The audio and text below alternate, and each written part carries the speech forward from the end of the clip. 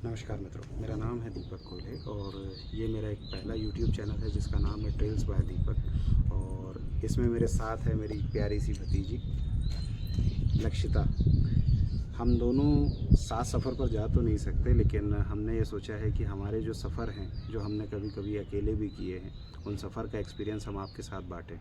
तो हमारा एक छोटा सा YouTube चैनल है जिसका नाम है ट्रेल्स बाय दीपक, और आशा करते हैं हम दोनों कि आप हमें अपना प्यार अपने आशीर्वाद के रूप में हमें देंगे। और हमें ज़्यादा एडिटिंग का अनुभव नहीं है, लेकिन हमसे जितना भी बन पड़ा है हमने उतना अपने तरफ से इसमें एफ़र्ट डालने की कोशिश की है। आशा करते हैं कि ये सारे एफ़र्ट्स आपको पसंद आएंगे और आप हमें अपना प्यार देंगे। धन्यवाद। धन्यवाद।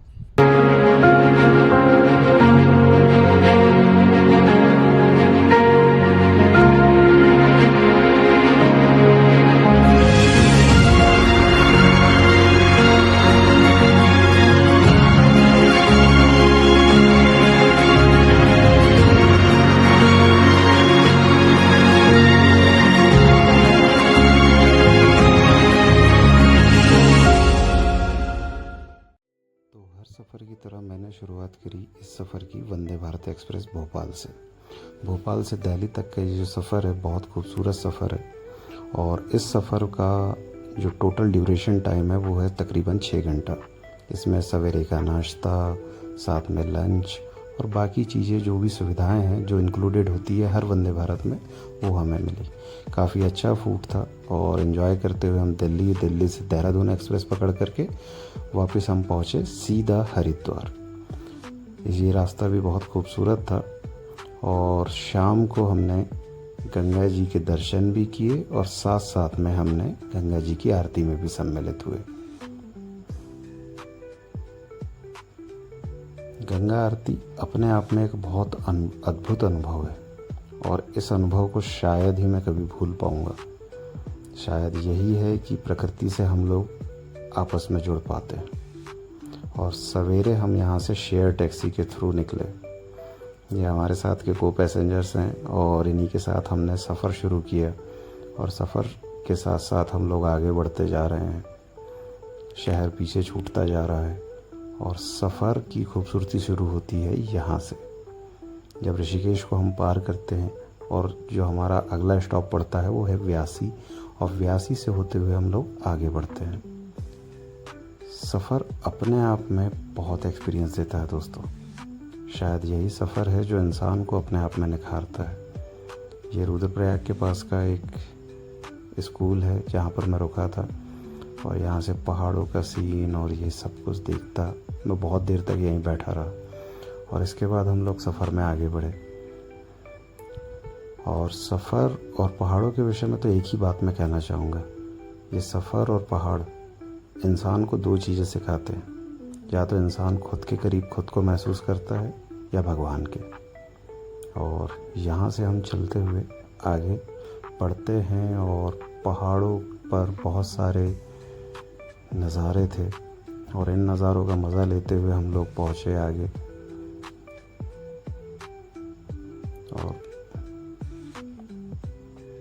धारी देवी के मंदिर, धारी देवी जी के मंदिर पर जब पहुँचे तब यहाँ पर हमें बहुत सारी चीज़ें ऐसी लगी जो आध्यात्मिकता के प्रभाव को बहुत ज़्यादा प्रबल रूप देती हैं। सोनप्रयाग हम पहुँच गए तकरीबन 5-6 बजे, और यहाँ पर हम सोनप्रयाग में रात में रुके, मंदाकिनी नदी के दर्शन किए, और सवेरे सवेरे गौरी कुंड से हमने चढ़ाई शुरू की। चढ़ाई शुरू होने के बाद तकरीबन हम चलते गए। ये सफ़र शुरू हुआ था 5 बजे सवेरे, और यह था मैं सफ़र में, और चढ़ाई शुरू हो गई यहाँ से। चढ़ाई शुरू होने के बाद हमने नज़ारों के मज़े लिए, और यहाँ पर बहुत खूबसूरत झरने थे। बोतलों का बंद पानी तो दोस्तों आपने हमेशा पिया होगा, कभी इस झरने का पानी का एक्सपीरियंस करके देखिएगा, बहुत टेस्टी है। और यहाँ से हम पहुँचे रामबाड़ा पुल, और रामबाड़ा पुल से जो छानी कैंप तक का जो सफ़र है वही इंसान को सबसे ज़्यादा थकाता है। अपने आप में ये भी एक किसी एग्ज़ाम से कम नहीं है। और यहाँ से चलते हुए हम धीरे धीरे करके ऊपर पहुँचे, और बहुत थक चुका था मैं इस समय में यहाँ पहुँचते तक भी, क्योंकि मेरे पैर में चोट भी लगी हुई थी। और उसके बावजूद मैं चढ़ते हुए दोपहर के 2 बजे करीबन मैं केदारनाथ धाम तक पहुंचा। और यहाँ से थोड़ी दूरी पर जब केदारनाथ धाम के दर्शन हुए तो अपने आप आंखों से आंसू आने लगे। ये थी शाम की संध्या आरती जिसमें मैं सम्मिलित हुआ था। अपने आप में एक अमिट छाप छोड़ती है। और सवेरे उठ करके लाइन में लग करके बाबा जी के दर्शन किए। बाबा केदारनाथ के दर्शन अपने आप में इंसान को अंदर तक झकझोर देते हैं, क्योंकि इंसान भगवान के करीब खुद को पहली बार महसूस करता है। और फिर इसके बाद निकलने के पहले मैं दोबारा मंदिर के सामने था।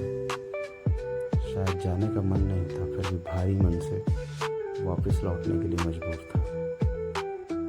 और फिर यहाँ से धीरे धीरे करके हम वापस नीचे तक आए। सही बता रहा हूँ दोस्तों, ये सफ़र अपने आप में बहुत कुछ सिखाता है। फिर शेयर कार लेकर के हम लोग फिर दोबारा निकले अपने अगले डेस्टिनेशन की ओर, और वो था बद्रीनाथ धाम। टनल से होते हुए बहुत खूबसूरत नज़ारों का मज़ा लेते हुए हम लोग यहाँ से निकले। और इतना प्यारा रास्ता है ये, प्यारा भी और ख़तरनाक भी। कहते हैं ना कि जो चीज़ प्यारी होती है, खूबसूरत होती है, वही सबसे ज़्यादा जानलेवा भी होती है। और इन रास्तों का मज़ा लेते हुए हम लोग शाम के तकरीबन 8 बजे हम पहुँचे बद्रीनाथ धाम। और रास्ते में एक जगह ये है जहाँ से हिमालयन पीक्स को देखते हुए पता नहीं क्या टाइम कब बीतता चला जा रहा था। यहाँ मन खो सा गया था।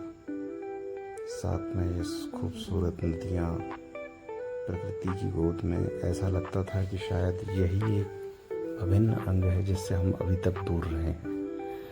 और फिर यहाँ से इन रास्तों का मज़ा लेते हुए हम लोग पहुँचे बद्रीनाथ धाम। हालांकि यहाँ मोबाइल चलाना अलाउड नहीं है दोस्तों, फिर भी यहाँ थोड़ा बहुत एक वीडियो बना ही लिया था। मंदिर के पीछे साइड का है ये सीन। और यहाँ से दर्शन करने के बाद हम लोग वापस शेर कार से हरिद्वार तक आए। हरिद्वार से फिर हमने वापस दिल्ली तक के लिए ट्रेन ली, और दिल्ली से छत्तीसगढ़ एक्सप्रेस पकड़ करके हम नागपुर तक आए। तो ऐसा था ये सफ़र।